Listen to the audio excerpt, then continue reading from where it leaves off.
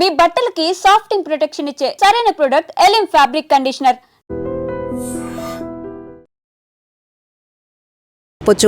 భారత విమానయాన శాఖ చరిత్రలోని అత్యంత ఘోరమైన విషాద ఘటన ఇది. విమానం కుప్పకూలిన ఘటనలో మొత్తం 242 మంది మృతి చెందినారు, ఒక్కరు కూడా మిగల్లేదు అంటూ అహ్మదాబాద్ సిపి జ్ఞానేందర్ సింగ్ అసోసియేటెడ్ ప్రెస్కి ప్రకటించారు. ఇది తీవ్ర విషాదకరమైన ఘటన, ప్రతి ఒక్కరి గుండెలు పగిలిపోతున్నాయి. ఇంత పెద్ద ప్రమాదం, ఈ ప్రమాదంలో ఇంతమంది మృతుల సంఖ్య ఊహించలేకపోతున్నారు ఎవరు కూడా. 2 శిశువులతో పాటు 13 మంది చిన్నారులు కూడా ఈ ప్రమాదంలో మృతి చెందారు. అలాగే పోర్చుగల్కు చెందినటువంటి 7, కెనడాకు చెందినటువంటి ఒకరు కూడా ఉన్నట్లు తెలుస్తోంది. మొత్తం 242 మంది కూడా కన్ను మూశారు. మంటల్లో చిక్కుకొని కాలిపోయిన పరిస్థితి తీవ్ర విషాదాన్ని నింపుతుంది ఘటన. ఒక్కసారిగా పెద్ద ఎత్తున ప్రమాద ఘటన తెలిసిన వెంటనే సహాయక చర్యలు పెద్ద ఎత్తున కొనసాగాయి. ఆ సకలాల కింద కాలి బూడిదవుతున్న సకలాల కింద చిక్కుకున్న వారిని వెలికి తీస్తే ఎవ్వరూ కూడా ప్రాణాలతో లేనటువంటి పరిస్థితి. అహ్మదాబాద్ మేఘాణి నుంచి మధ్యాహ్నం 1:17 టేకాఫ్ అయిన 9 నిమిషాల వ్యవధిలోనే విమానం ప్రమాదానికి గురైంది. సాంకేతిక లోపమే కారణంగా తెలుస్తోంది. ప్రధానంగా మొదట దీని వెనకాతల కుట్రకోణం ఉన్నట్టు కేంద్ర విమానయాన శాఖ అనుమానం కూడా వ్యక్తం చేసింది, ఒక ప్రకటన కూడా చేసింది. అయితే టెక్నికల్ లోపం వల్ల ఈ ప్రమాదం జరిగినట్టుగా కూడా ఇక్కడ తెలుస్తోంది. ఏదేమైనా 242 మంది కన్నుమూయటం అనేది ఘోరమైన విషాద ఘటనగా చెప్పొచ్చు.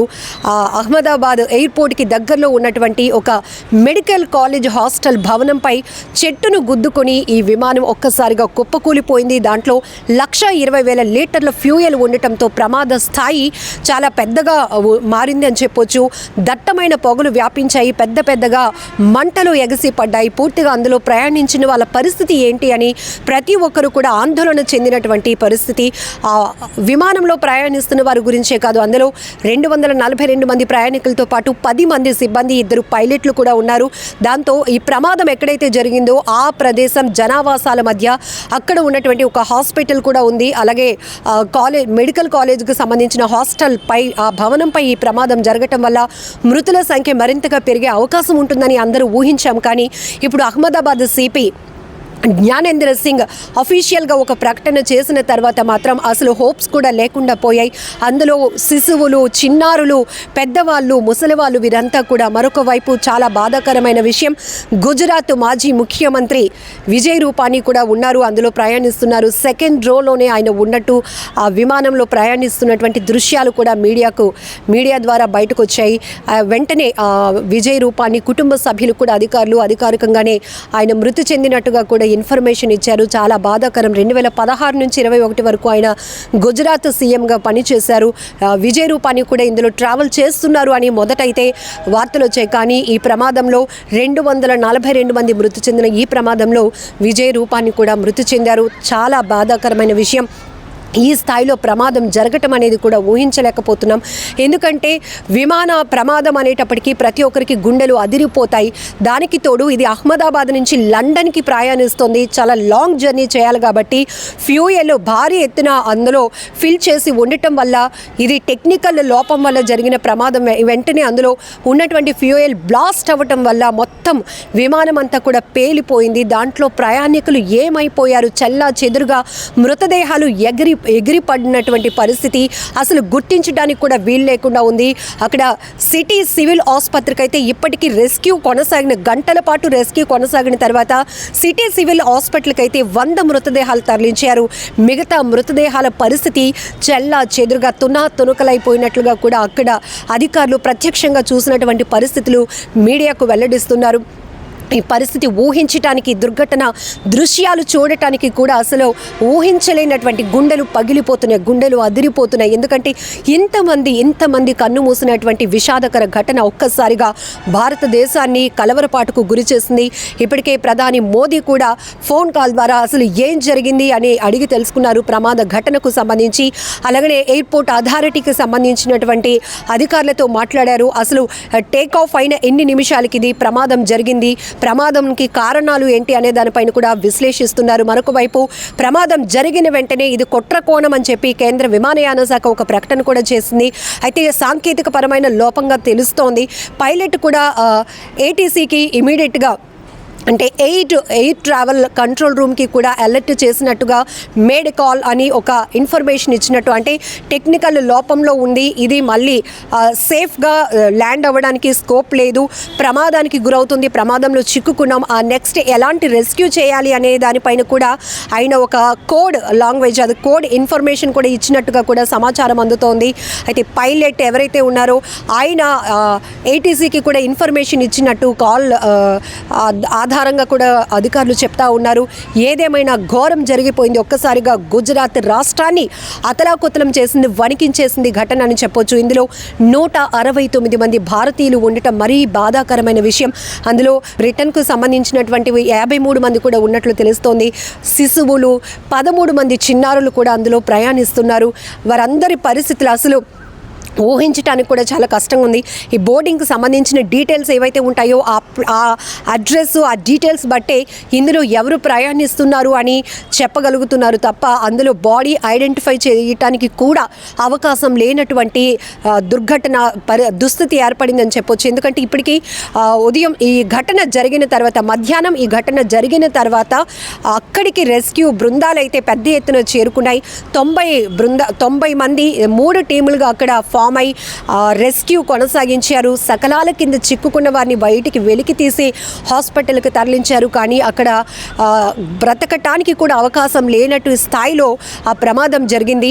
జనరల్గా విమానాలు కుప్పకూలితే ఒకవేళ ఎవరైనా అందులో ప్రయాణిస్తున్న వాళ్ళు పడిపోతే క్షతగాత్రులుగా మిగలటానికి అవకాశం ఉంటుంది. కానీ ఇక్కడ విమానం చెట్టును ఢీకొని ఒక మెడికల్ కాలేజ్ భవనం పైన అది కూలిపోతూనే అదే అగ్ని ప్రమాదం, అందులో ఫైర్ రావటం వల్ల మొత్తంగా మంటలైతే దట్టంగా వ్యాపించాయి.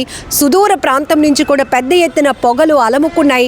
ఒక్కసారిగా ప్రతి ఒక్కరూ ఉలికిపాటుకు గురయ్యారు. కిలోమీటర్ల కొద్దీ కూడా ట్రాఫిక్ నిలిచిపోయింది. ఈ ఘటన జరిగిన వెంటనే మొత్తం రన్వేనైతే మూసివేశారు అధికారులు. అధికారిక ప్రకటన కూడా ఎయిర్ ఇండియా నుంచి రిలీజ్ చేయడం జరిగింది. చాలా దిగ్భ్రాంతికరమైన ఘటనగా చెప్పుకోవచ్చు.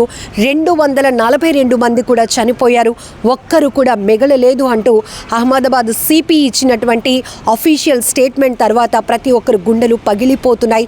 అందులో ప్రయాణిస్తున్న వారి కుటుంబ సభ్యులైతే కన్నీరు మున్నీరుగా తమ వారి కోసం విలపిస్తూ ఉన్నారు. అందులో గుజరాత్ ఎక్స్ సీఎం విజయ్ రూపానీ కూడా మృతి చెందటం, ఆ కుటుంబం అయితే శోకసంద్రంలో మునిగిపోయింది. అధికారుల నుంచి అధికారికంగా సమాచారం అందుకున్న వెంటనే ఆ కుటుంబ సభ్యులైతే తీవ్ర శోకసంద్రంలో మునిగిపోయారు. ఇందులో ఇంకా ఈ డీటెయిల్స్ అయితే 242 మంది మృతి చెందారు అని అయితే అధికారిక ప్రకటన వచ్చింది. కానీ అందులో డీటెయిల్స్ కూడా ఇండియన్స్ ఎంతమంది, ఏ రాష్ట్రాలకు చెందిన వారు ఎంతమంది అనే డీటెయిల్స్ తప్ప వాళ్ళకు సంబంధించి పూర్తి వివరాలు కూడా ఇంకా బయటకు రాలేనటువంటి పరిస్థితులు ప్రస్తుతం అయితే ఉంది. ఇప్పటికీ కూడా ఈ ఇన్సిడెంట్ గురించి వింటే ఎంత బాధేస్తోందంటే, అసలు మన దేశ చరిత్రలోనే విమాన ప్రమాదాల్లో అత్యంత ఘోరమైనది, అత్యంత విషాదాన్ని నింపినటువంటి ప్రమాదంగా దీన్ని చెప్పుకోవచ్చు. ఎయిర్ ఇండియా విమానం కుప్పకూలింది అని చెప్పగానే ఉరుకులు పరుగులు పెట్టి అహ్మదాబాద్ ఎయిర్పోర్ట్కి సమీపంలోనే ఘటన జరగటం వల్ల ఇమీడియట్గా రెస్క్యూ ఆపరేషన్ కొనసాగించడానికైతే సహాయక బృందాలు అక్కడికి పెద్ద ఎత్తున చేరుకున్నారు. ఎయిర్పోర్ట్ అధికారులు కావచ్చు, అధికార యంత్రాంగం కూడా పరుగులు పెట్టింది. విమాన ప్రమాదంలో 242 మంది, ఒక్కరు కూడా బ్రతకలేదు, అందరూ చనిపోయారు అనుకున్న తరుణంలో ఒకే ఒక్కడు మృత్యుంజయుడు. ఇంత భారీ విమాన ప్రమాదం నుంచి తను ప్రాణాలతో బయటపడటం చాలా ఆనందకరమైన విషయం. ఇంత పెద్ద ప్రమాదం నుంచి అతడు ఇలా నడుచుకుంటూ వస్తూ ఉంటే నిజంగా ఈ వ్యక్తిని చూస్తుంటే ప్రతి ఒక్కరు కూడా చాలా హ్యాపీగా ఫీల్ అవుతున్నారు. బ్రిటిష్కి చెందినటువంటి విశ్వాస్ తన కుటుంబాన్ని చూడటానికి కొన్ని రోజులు భారతదేశంలో ఉన్నాడు. అతని తమ్ముడు అజయ్ కుమార్ రమేష్తో కలిసి యూకేకి తిరిగి వెళ్తున్నాడు. బోర్డింగ్ పాస్ ఇంకా తన వద్దే ఉన్న విశ్వాస్ హెచ్టీకి ఇలా చెప్పాడు, నేను లేచి చూసేసరికి నా చుట్టూ మృతదేహాలున్నాయి. నేను చాలా భయపడ్డాను, లేచి పరిగెత్తాను. నా చుట్టూ విమానం ముక్కలున్నాయి. ఎవరో నన్ను పట్టుకుని అంబులెన్స్లో ఉంచి ఆసుపత్రికి తీసుకొచ్చారు. తాను 20 సంవత్సరాలుగా లండన్లోనే ఉంటున్నానని, తన భార్య బిడ్డ కూడా లండన్లోనే నివసిస్తున్నారని విశ్వాస్ చెప్పాడు. తన సోదరుడు అజయ్ విమానంలో వేరే వరుసలో కూర్చున్నాడని కూడా చెప్పారు. మేము డయ్యూను సందర్శించాం. అతను నాతో ప్రయాణిస్తున్నాడు. నేను ఇప్పుడు అతన్ని కనుగొనలేకపోయాను. దయచేసి నా తమ్ముడి ఆచూకీ కనుగొనటానికి నాకు సహాయం చేయండి అని ప్రాధేయపడుతున్నాడు. విమాన ప్రమాద మృతులకు పరిహారం ప్రకటించింది టాటా గ్రూప్. ఒక్కో ప్రయాణికుడికి ₹1,00,00,000 ఎక్స్గ్రేషియా ప్రకటించింది. గాయపడిన వారి వైద్య ఖర్చులు పూర్తిగా భరిస్తామని కూడా మాటిచ్చింది. అయితే ప్రమాదంలో దెబ్బతిన్న మెడికల్ కాలేజ్ హాస్టల్ భవంతి నిర్మాణ ఖర్చులు కూడా భరిస్తామని ప్రకటించింది టాటా గ్రూప్. బాధిత కుటుంబాలకు అండగా నిలబడతామని స్టేట్మెంట్ ఇచ్చింది. ఇప్పుడు ఈ భారీ విమాన ప్రమాదం నుంచి త్రుటిలో తప్పించుకున్నటువంటి విశ్వాష్కు సంబంధించినటువంటి ఆయన లేచి నడిచి వెళ్తూ ఉన్నటువంటి వీడియో దృశ్యాలు ఇప్పుడు సోషల్ మీడియాలో వైరల్ అవుతున్నాయి. ఎందుకంటే అహ్మదాబాద్ విమాన ప్రమాదం చాలా ఘోరమైన ప్రమాద ఘటన. పూర్తిగా ఒక్కరు కూడా ప్రాణాలతో బయటపడలేనటువంటి పరిస్థితి. అలాంటిది 242 మంది కూడా విమాన ప్రమాదంలో మృతి చెందారు. కానీ విశ్వాస్ మాత్రం ఎలా తప్పించుకున్నారు, తనకి ఏం జరిగిందో అంతా చూసే లోపే విమాన శకలాలే కనిపించాయి. ఎక్కడికక్కడ మృతదేహాలు చెల్లాచెదురుగా పడున్నాయి. కానీ తననెవరో హాస్పిటల్కు తీసుకొచ్చారు అంబులెన్స్లో. ఈ విషయం మాత్రమే గుర్తుంది అన్నట్టు అతను చెప్తున్నాడు. అయితే తన సోదరుడు ఆచూకీ కోసం తనకు సాయం చేయండి అని కూడా రిక్వెస్ట్ చేస్తున్నారు విశ్వాస్. నిజంగా ప్రస్తుతం ఉన్నటువంటి సమాజం దేనికి ప్రయారిటీ ఇస్తుంది? ఆర్థిక సంబంధాల చుట్టూ మాత్రమే తిరుగుతోంది. మళ్ళీ ఎన్నికలంగానే చాలా విరక్తి కలుగుతున్నాం. మంచి అనిపిస్తుంది కదా, లేడీస్ కూడా ఛాలెంజింగ్ జాబ్స్ చేసినప్పుడు చాలా బాగుంటది. ట్రాఫిక్ అసిస్టెంట్స్ గా నియమించిన ట్రాన్స్జెండర్స్ అందరితో సాల్యూట్ చేయించుకుంటున్నారు. ఫుడ్ డెలివరీ ఇవ్వటానికి వెళ్ళినటువంటి డెలివరీ బాయ్ అనిల్ పై కళ్ళ ముందు